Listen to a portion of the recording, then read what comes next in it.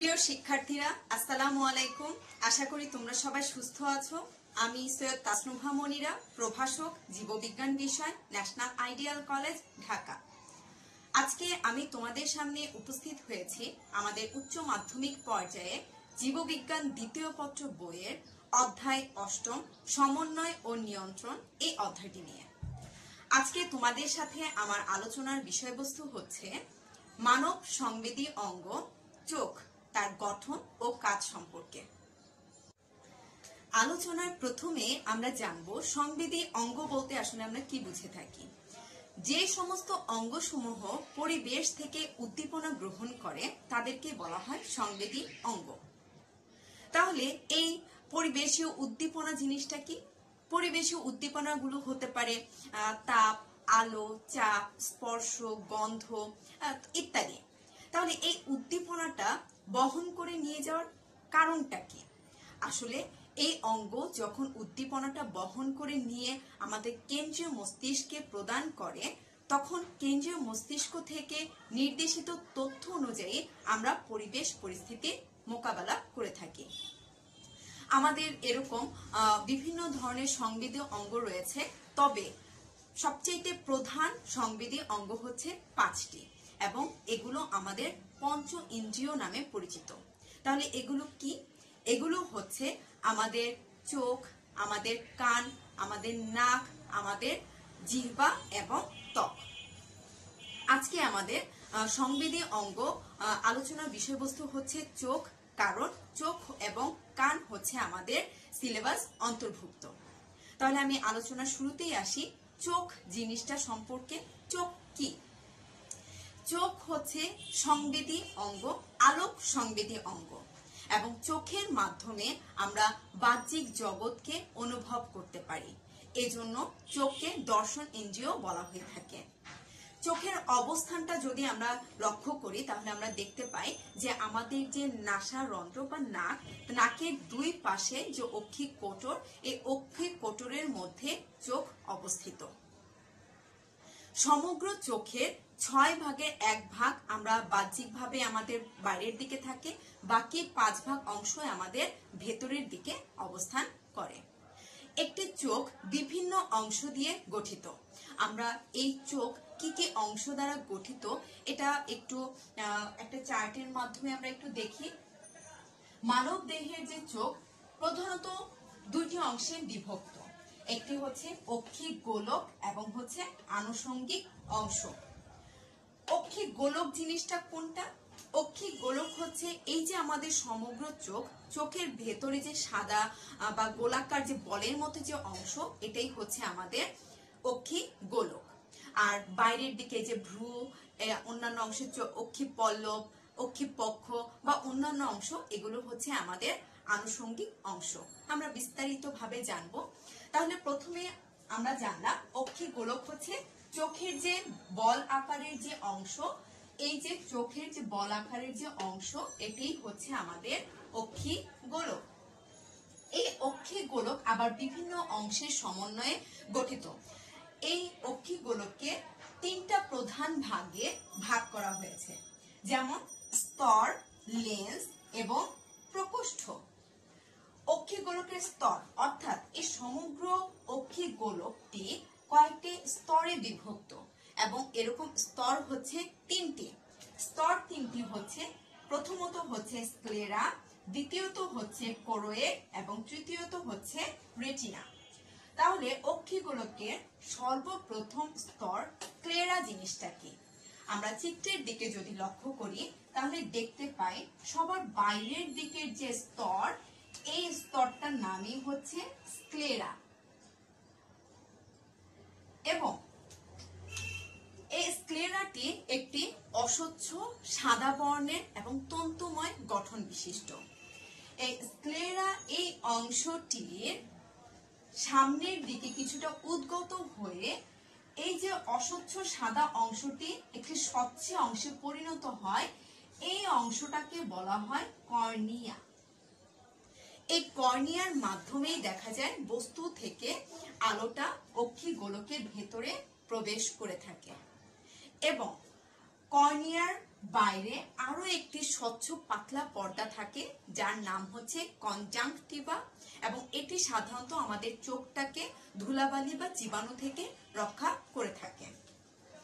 তাহলে প্রথম স্তরটির নাম হচ্ছে স্ক্লেরা এবং দ্বিতীয় স্তরটির নামটি হচ্ছে এই যে স্তরটি, এই স্তরটির নাম হচ্ছে কোরোয়েড।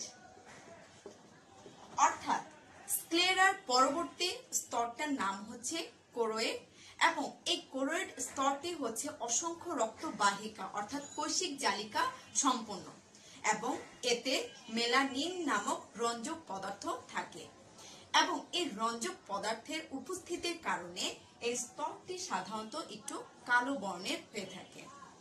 এই কোরোয়েড স্তরে আরো কতগুলো আনুষঙ্গিক অংশ রয়েছে, সেই অংশগুলো হচ্ছে আইরিশ, পিউপিল, সিলিয়ারি বডি এবং সাসপেন্সরি লিগামেন্ট।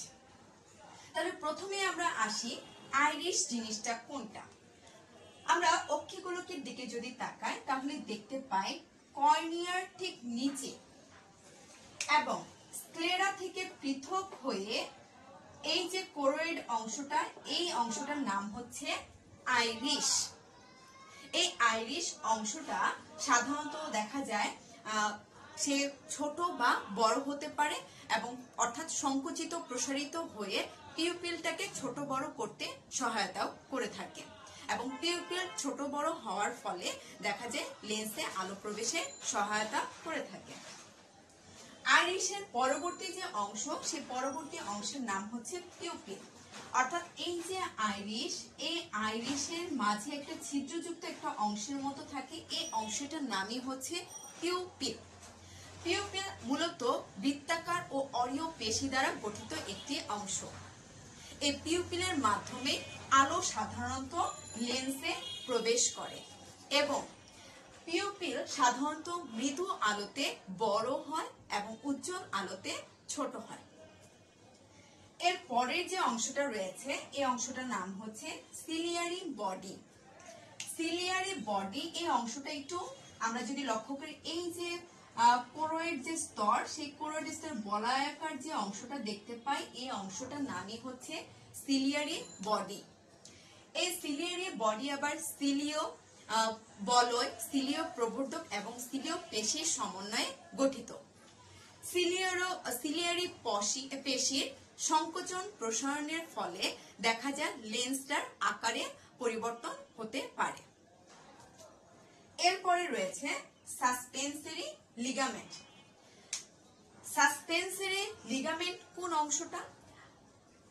সাসপেন্সরি লিগামেন্ট হলো এই যে কোরোয়েড যে স্তর, এখানে যে সিলিয়ারি বডি রয়েছে, এই সিলিয়ারি বডির সাথে সংযোগ আকৃতির রয়েছে কিছু বিশেষ ধরনের তন্তু, অর্থাৎ তন্তুময় গঠন, যেটা কিনা আমরা বলে থাকি লিগামেন্ট। তাহলে সাসপেন্সরি এই লিগামেন্ট গুলো দেখা যাচ্ছে সিলিয়ারি বডি থেকে উৎপন্ন হয়েছে, এবং এটা সাধারণত লেন্সকে সংযুক্ত করে রাখে।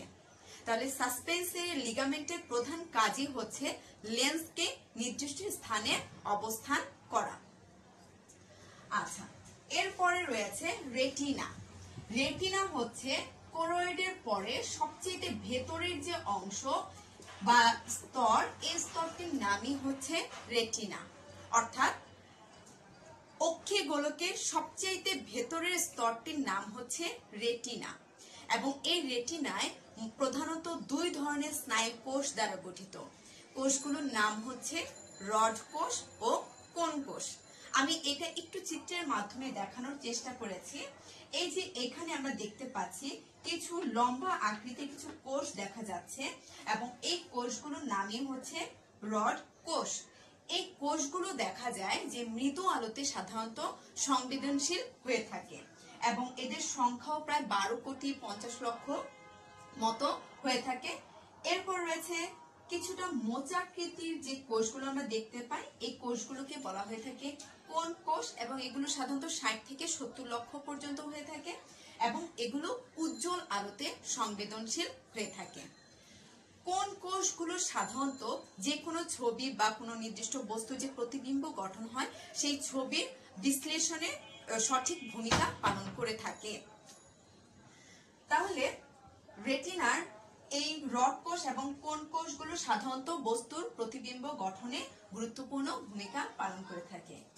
এছাড়াও রেটিনাতে আরো কয়েকটি অংশ এর সাথে জড়িত রয়েছে, সেগুলো হচ্ছে অন্ধবিন্দু, পীতবিন্দু এবং অপটিক স্নায়ু। এগুলো কি? অন্ধবিন্দু। আমরা অক্ষি গোলকের দিকে লক্ষ্য করি, এই যে স্তর তিনটা রয়েছে, এই স্তর তিনটার মাঝে একটি স্নায়ু প্রবেশ করেছে। এই স্নায়ু, যার নাম হচ্ছে অপটিক স্নায়ু। এই অপটিক স্নায়ুতে যে স্থানে প্রবেশ করে, এই জায়গাটায় কোনো রড কোষ এবং কোন কোষ উপস্থিত থাকে না। যেহেতু রড কোষ এবং কোন কোষ উপস্থিত থাকে না, তাই এখানে বস্তু প্রতিবিম্ব গঠিত হয় না। এই জায়গাটার নামই হচ্ছে অন্ধবিন্দু। এরপরে আছে পীতবিন্দু। পীতবিন্দু বা ফোবিয়া সেন্ট্রালিস বলা হয়ে থাকে। এই যে ভেতরের দিকে যে রেটিনার স্তর, রেটিনার স্তর এই অংশটার নাম হচ্ছে পীতবিন্দু। এই পীতবিন্দু এই জায়গাটায় প্রচুর পরিমাণে কোন কোষের উপস্থিতি দেখা যায় এবং কোন কোষের উপস্থিতির ফলে এখানে বস্তুর খুব সুন্দর স্পষ্ট প্রতিবিম্ব লক্ষ্য করা যায় বা গঠিত হয়ে থাকে। এবং সর্বশেষ রয়েছে অপটিক স্নায়ু। আমরা জানি অপটিক স্নায়ু হচ্ছে আমাদের দ্বিতীয় স্নায়ু এবং করটিক দ্বিতীয় স্নায়ু। এই অপটিক স্নায়ুর মাধ্যমে যে কোনো বস্তুর যে দর্শন অনুভূতি সৃষ্টি হয় রেটিনাতে, সেই অনুভূতিটা এই স্নায়ুর মাধ্যমে আমাদের মস্তিষ্কে প্রেরিত হয়। মস্তিষ্কে প্রেরিত হওয়ার পরে আমরা সেই বস্তুটাকে ভালো করে দেখতে পারি বা আমাদের কাছে স্পষ্ট হয়। তাহলে এটা ছিল রেটিনার অংশসমূহ। এখন আমরা জানবো অক্ষি গোলকের আরেকটি অংশ, লেন্স। লেন্সটা কোথায়? এই যে অক্ষি গোলক, এই অক্ষি গোলকের কর্নিয়ার পেছনে অর্থাৎ আইরিশ বা পিউপিলেরও পেছনে একটি দেখা যাচ্ছে স্থিতিস্থাপক দ্বি-ইত্তল চাকতির মতো গঠন, যেটা কিনা সিলিয়ারি বডি এবং সাসপেন্সরি লিগামেন্টের সহায়তায় ঝুলে থাকে। এই যে দ্বি-ইত্তল চাকতির মতো গঠন, এই অংশটার নামই হচ্ছে লেন্স এবং এটি খুবই স্বচ্ছ হয়ে থাকে এবং এতে কোনো রক্ত সরবরাহ হয় না। লেন্সের সাহায্যে দেখা যায় বস্তু থেকে আগত আলোক রশ্মি রেটিনায় প্রতিফলিত হয়ে থাকে। এখন আমরা জানবো চোখের অক্ষিগোলকের আরেকটি অংশ, প্রকোষ্ঠ সম্পর্কে। অর্থাৎ এই অক্ষিগোলকে, সমগ্র অক্ষিগোলকে আবার তিনটি প্রকোষ্ঠ রয়েছে। একটি হচ্ছে অগ্রপ্রকোষ্ঠ এবং একটি পশ্চাৎ প্রকোষ্ঠ এবং ভিট্রিয়াস প্রকোষ্ঠ। প্রথমেই আসি, অগ্রপ্রকোষ্ঠটা কি?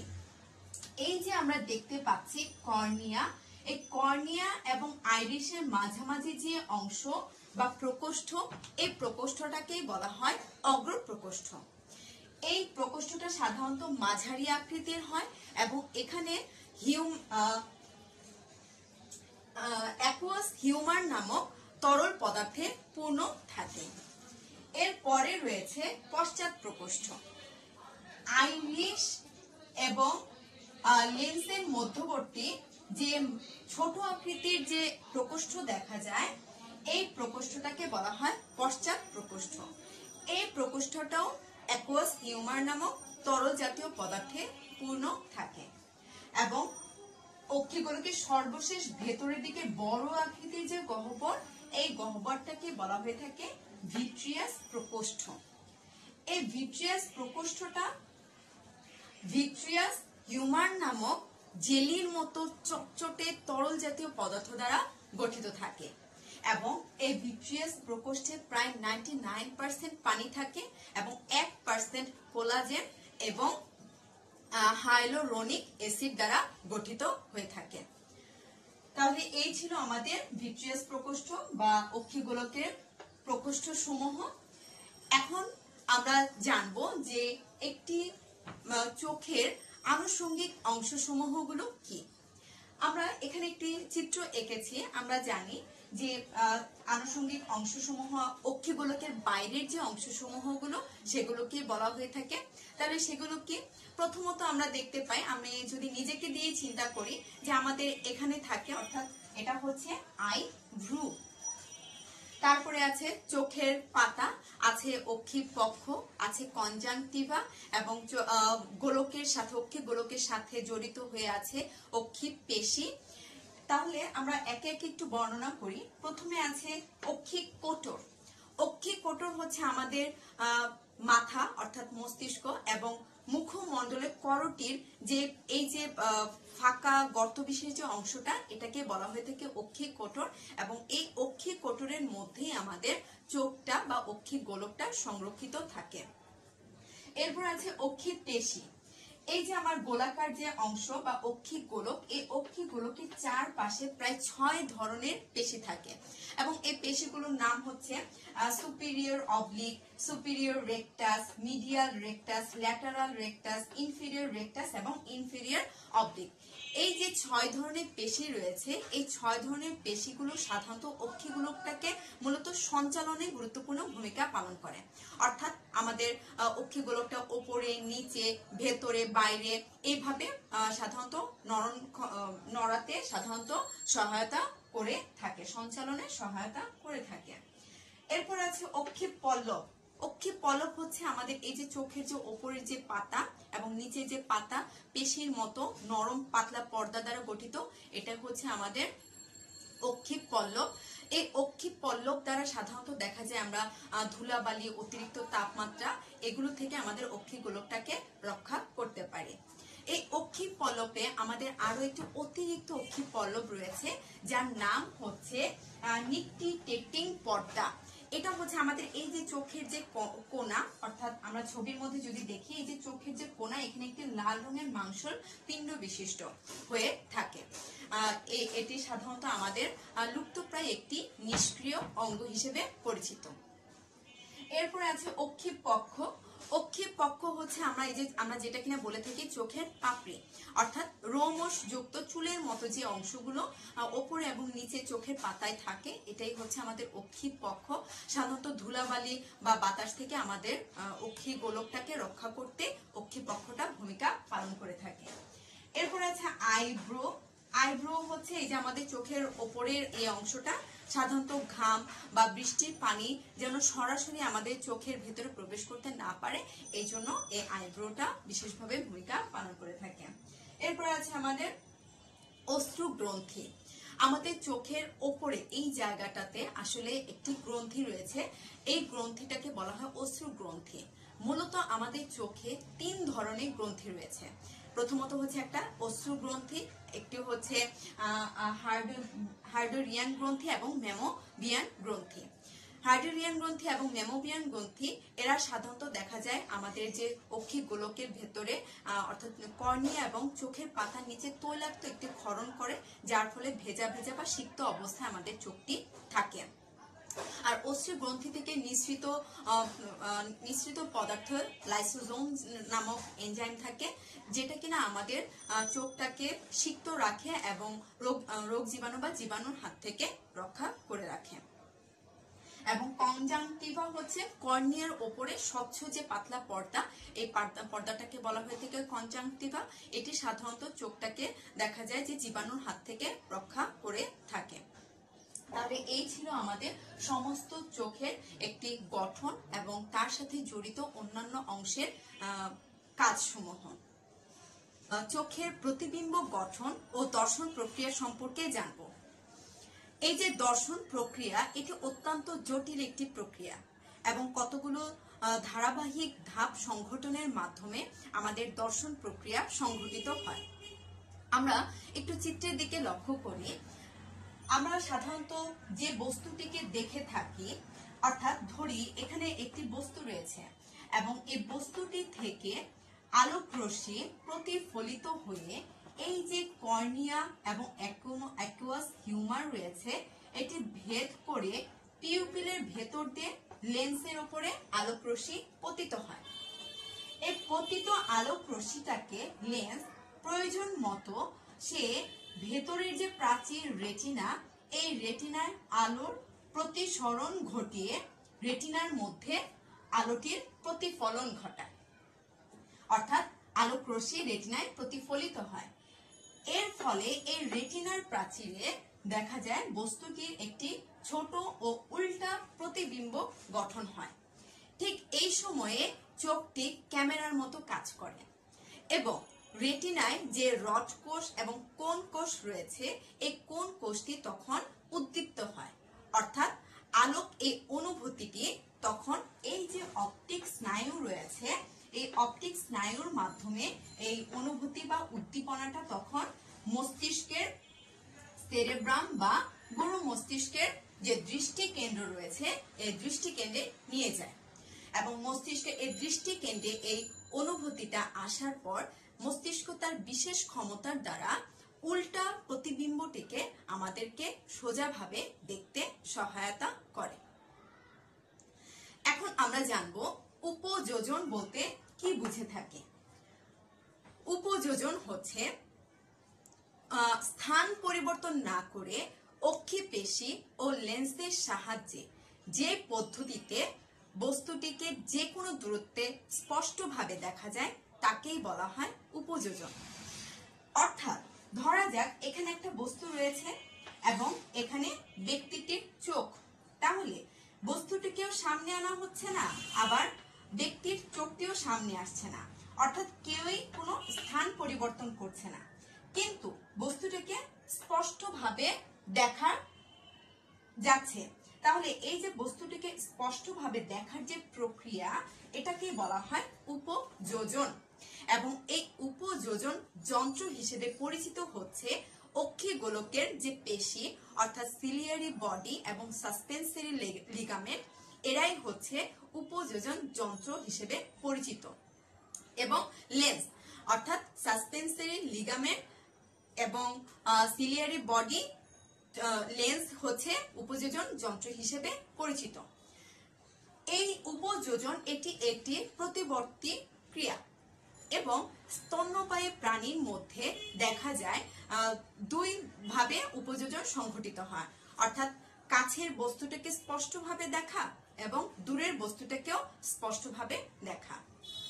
আমরা একটু লক্ষ্য করি কাছের বস্তুর দর্শন কৌশলটা কিভাবে সংঘটিত হয়। এই একটা বস্তু, এই বস্তুটার থেকে যে আলোক রশ্মি যখন লেন্সের উপর পতিত হয়, তখন অক্ষিগোলকের যে এই যে সিলিয়ারি বডি এবং সাসপেন্সরি লিগামেন্ট, এগুলো দেখা যায় একটু প্রসারিত হয় এবং লেন্সটাও একটু বেশি বক্রতা প্রাপ্ত হয় এবং খাটো হয়। এর ফলে লেন্সের যে ফোকাস দূরত্ব, এই ফোকাস দূরত্বটা কমে যায়। ফোকাস দূরত্ব কমে যাওয়ার ফলে সে এই বস্তু থেকে আলোক রশ্মিটা লেন্সের ভেতর দিয়ে সহজে প্রবেশ করে এবং বস্তুটি স্পষ্টভাবে দেখা যায়।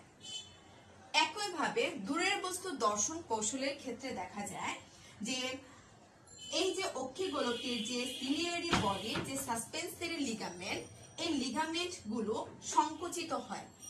সংকুচিত হওয়ার ফলে লেন্সটিও দেখা যায় তুলনামূলক লম্বা ও সরু হয় এবং লেন্সের যে বক্রতা এবং লেন্সের যে ফোকাস বক্রতা, এটা সাধারণত কমে যায় এবং লেন্সের ফোকাস দূরত্বটাও তখন বেড়ে যায়। এর ফলে দূরের বস্তুটা থেকে যে আলোক রশ্মি, এটি এই লেন্সটা লম্বা সরু হওয়ার ফলে সহজে লেন্সের ভেতর দিয়ে প্রবেশ করে রেটিনায় প্রতিবিম্ব গঠন করে এবং এইভাবে দূরের বস্তুটাকে স্পষ্টভাবে দেখা যায়।